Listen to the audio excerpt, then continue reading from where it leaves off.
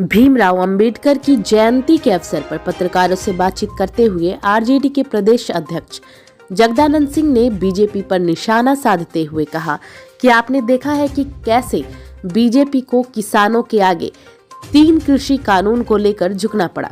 इसलिए याद रखें कि संविधान के साथ अगर बीजेपी वाले छेड़छाड़ करेंगे तो देशवासी उन्हें कभी नहीं माफ करेंगे।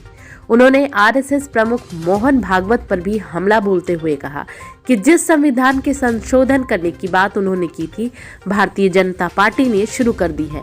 उन्हें चेतावनी देता हूं कि बीजेपी आग के साथ खेलेगी तो प्रदेशवासी कभी चुप नहीं बैठेंगे। वहीं शराबबंदी को लेकर भी उन्होंने नीतीश कुमार पर कटाक्ष किए। देखिए क्या कुछ कह रहे हैं जगदानंद सिंह। राज्यसभा में भारतीय जनता पार्टी का एक एमपी प्राइवेट मेंबर बिल, जिसको कहते हैं आंख में धूल झोंकना, समाजवादी ये राष्ट्र नहीं रहेगा शब्द को हटा दिया जाए। जब समाजवाद नहीं रहेगा तो लोकतंत्र क्या हुआ, और लोकतंत्र और समाजवाद नहीं रहा तो पंथ निरपेक्ष भी नहीं रह पाएगा। तब तो ये भारत खंडित हो जाएगा।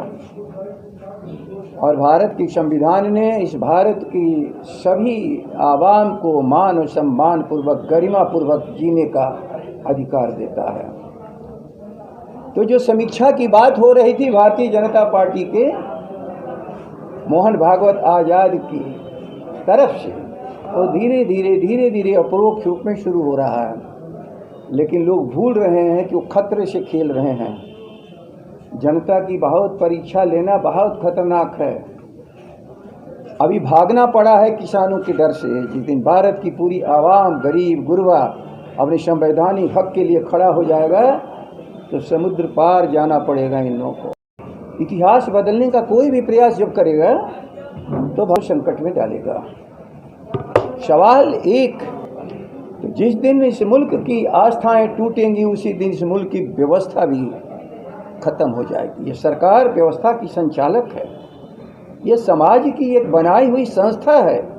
सरकार समाज का निर्माण करता नहीं है, बल्कि सरकार का निर्माण भारत की जनता करती है। पागल का मतलब ही होता है ना किसी को खतरे में डालना। तो पागलपन है, कोई पागलपन का ही शिकार है जो इस तरह की बात करता है। पारी पारी आस्थाओं को विध्वंस करोगे तो राष्ट्र के प्रति वफादारी और आस्था कैसे रह जाएगी। ये जेडीयू के विधायक जो है सांसद 15 तारीख से सीएम यात्रा पर निकलने वाले हैं। सुन लो, सबसे मैं शिकायत कर रहा हूँ। और दिन जो मैंने शराबबंदी के बारे में कहा, बोलो यहाँ जितने बैठे हो किसी ने अपने सोशल मीडिया पर दिखाया? नहीं दिखाया।